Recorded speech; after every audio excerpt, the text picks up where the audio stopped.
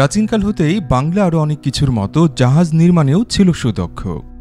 বাংলার সাগর তীরেই তৈরি হতো সমুদ্র মহাসমুদ্রে দাপিয়ে বেড়ানো বিশাল বিশাল তরী।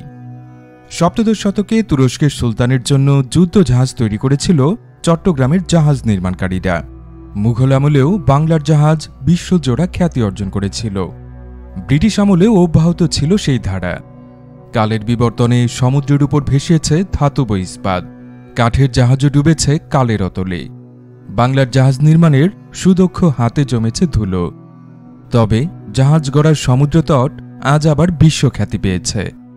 আজ সেই সমুদ্রতটে জাহাজ ভাঙার কারবার। পৃথিবীর সমুদ্র মহাসমুদ্রে দাপিয়ে বেড়ানো দানবীয় জাহাজেরা ভেসে আসে হাতুড়ির ঠুনঠান প্রাগৈতিহাসিক আওয়াজের মৃত্যুন্মাদনায়। জাহাজ ভেঙেই এই উপকূলে গড়ে উঠেছে বিশাল অর্থনৈতিক কর্মযজ্ঞ। দরিদ্র ক্ষুধার্ত মানুষের সস্তা শ্রমের দামে গড়ে ওঠা চট্টগ্রাম শিপ ব্রেকিং ইয়ার্ডের মতো এত বিশাল জাহাজ ভাঙার ইয়ার্ড দুনিয়ায় আর নেই। সুপ্রিয় দর্শক, আমাদের আজকের আদ্যপান্তে থাকছে চট্টগ্রাম শিপ ব্রেকিং ইয়ার্ডের খুঁটিনাটি।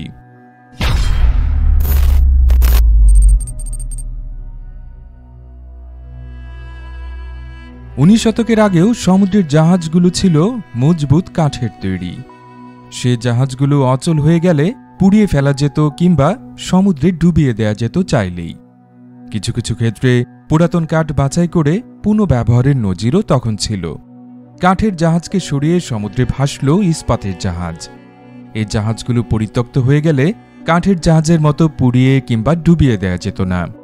পুনঃব্যবহার করাটাই তখন একমাত্র উপায়।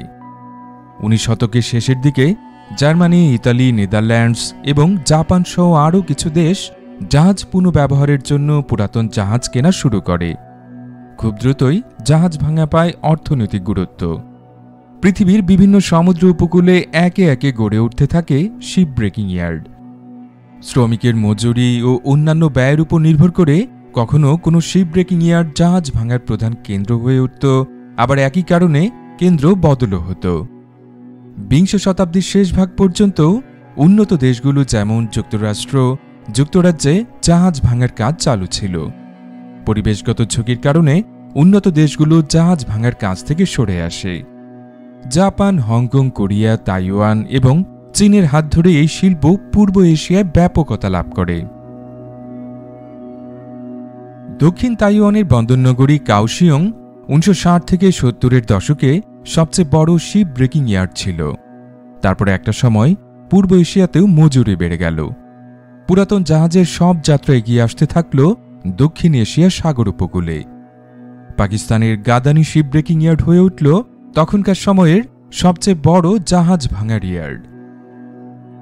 1980 সালে তুরস্ক জাহাজ ভাঙাতে শীর্ষ অবস্থানে ছিল।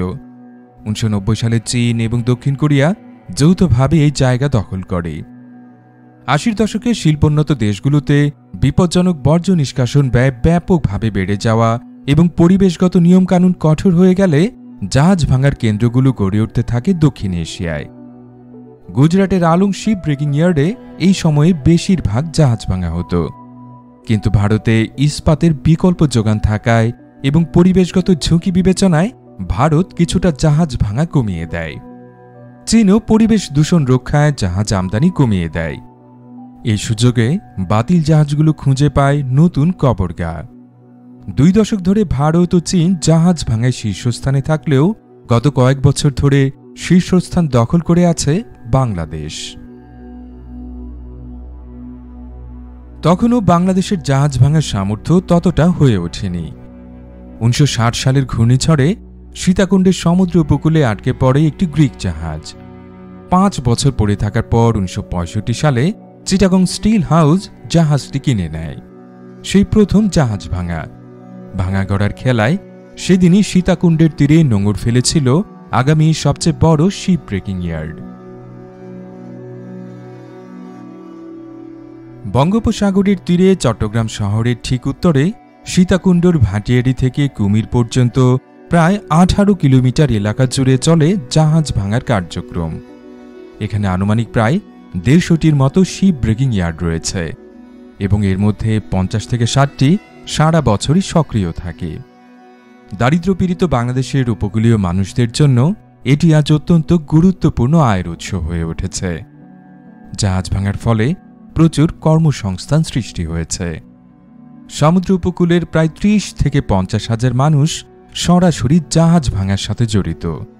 উপরন্তু আরও ১ লক্ষ মানুষ পরোক্ষভাবে জাহাজ শিল্পের সাথে জড়িত।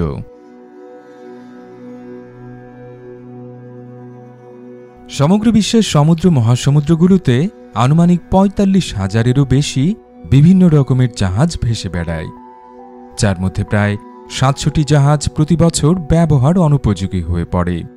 একটি আধুনিক জাহাজের গড় আয়ুষ্কাল সাধারণত ২৬ থেকে ৩০ বছর। শেষের দিকে ইন্স্যুরেন্স এবং রক্ষণাবেক্ষণ খরচ এত বেড়ে যায় যে পুরাতন জাহাজ ব্যবহার আর লাভজনক থাকে না। তখন এই জাহাজগুলোকে বিক্রি করে দেয়া হয়। অধিকাংশ জাহাজ তখন চলে যায় বাংলাদেশ, ভারত কিংবা পাকিস্তানের কোনো শিপ ব্রেকিং ইয়ার্ডে।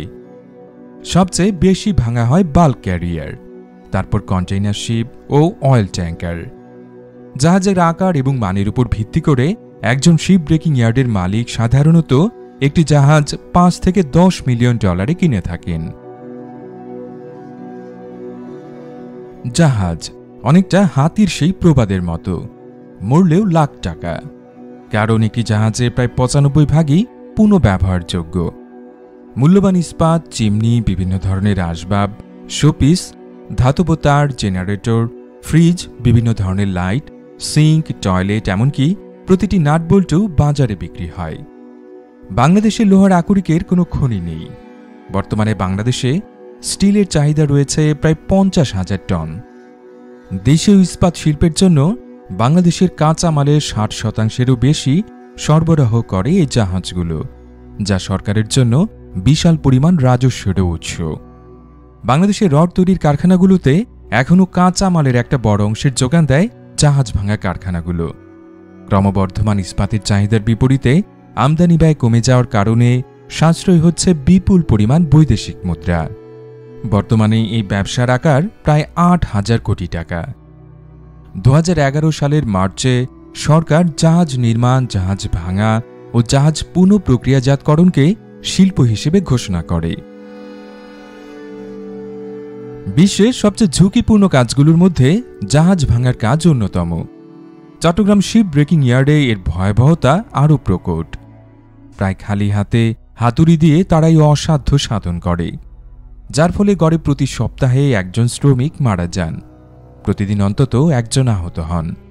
একটি জাহাজ ভাঙার জন্য প্রায় ৩০০ থেকে ৫০০ জন মানুষ নিযুক্ত করা হয়। বেশিরভাগ শ্রমিক সংগৃহীত হয় শিপইয়ার্ডের স্থানীয় ঠিকাদারদের মাধ্যমে। নিয়োগের পরে এদের দেয়া হয় না ন্যূনতম প্রশিক্ষণ।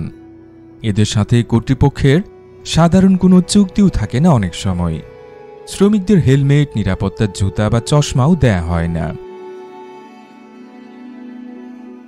জাহাজ কাটার সময় জমে থাকা গ্যাস বিস্ফোরণের কারণে দগ্ধ হয়ে এবং কাজ করতে গিয়ে উঁচু জায়গা থেকে পড়ে গিয়ে অনেক শ্রমিক মারা যায় প্রতি বছর। বাংলাদেশের স্থানীয় বিভিন্ন সংস্থার রিপোর্ট অনুযায়ী গত ৩০ বছরে প্রায় ১,০০০ থেকে ২,০০০ কর্মী মারা গিয়েছেন এবং আরও অনেকে গুরুতর আহত হয়েছেন। স্বাস্থ্য সম্পর্কিত একটি পরিসংখ্যান অনুযায়ী দুর্ঘটনার শিকার হয়ে অঙ্গ প্রত্যঙ্গ হারানোর কারণে অন্যান্য অঞ্চলের চেয়ে এই অঞ্চলে প্রতিবন্ধী মানুষের সংখ্যা বেশি। এছাড়াও পুরাতন এই জাহাজগুলোতে জমে থাকে বিষাক্ত দ্রব্য, যার ফলে তাৎক্ষণিকভাবে ফুসফুস ক্ষতিগ্রস্ত হয় শ্রমিকদের। দীর্ঘদিন কাজ করলে এই বিষাক্ত পদার্থের প্রভাবে ক্যান্সারেও আক্রান্ত হন তারা।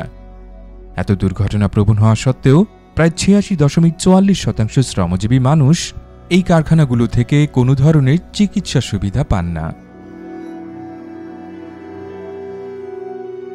শুধু যে শ্রমিকরা ভুগছেন তা নয়, শিপইয়ার্ডের আশপাশের এলাকার মাটি এবং ভূপৃষ্ঠের নিচে থাকা পানিও ভারী তেল, সীসা এবং অন্যান্য বিষাক্ত পদার্থের সংস্পর্শে এসে দূষিত হয়ে পড়ছে। শিপইয়ার্ডের আশপাশের ইকোসিস্টেম এতটাই ক্ষতিগ্রস্ত হয়েছে যে সেখানে কৃষিকাজ করা বা মাছ ধরা প্রায় অসম্ভব এখন। জাহাজ ভাঙাকে কেন্দ্র করে গত কয়েক দশকে সীতাকুণ্ডের উপকূলীয় অঞ্চলে যে সমৃদ্ধ অর্থনৈতিক ভিত তৈরি হয়েছে, লক্ষ লক্ষ মানুষের কর্মসংস্থান সৃষ্টি হয়েছে, তাকে রাতারাতি উপেক্ষা করে জাহাজ ভাঙা হয়তো বন্ধ করা যাবে না, কিন্তু শ্রমিকের নিরাপত্তা নিশ্চিত করে, তার প্রাপ্য মজুরি স্থির করে, পরিবেশগত নিয়মকানুন কঠোরভাবে অনুসরণ করে যদি জাহাজ ভাঙা শিল্পকে আরও এগিয়ে নিয়ে যাওয়া যায়, তবে বাংলাদেশও এগিয়ে যাবে। স্বনির্ভর হবে এদেশের প্রান্তিক খেটে খাওয়া মানুষ।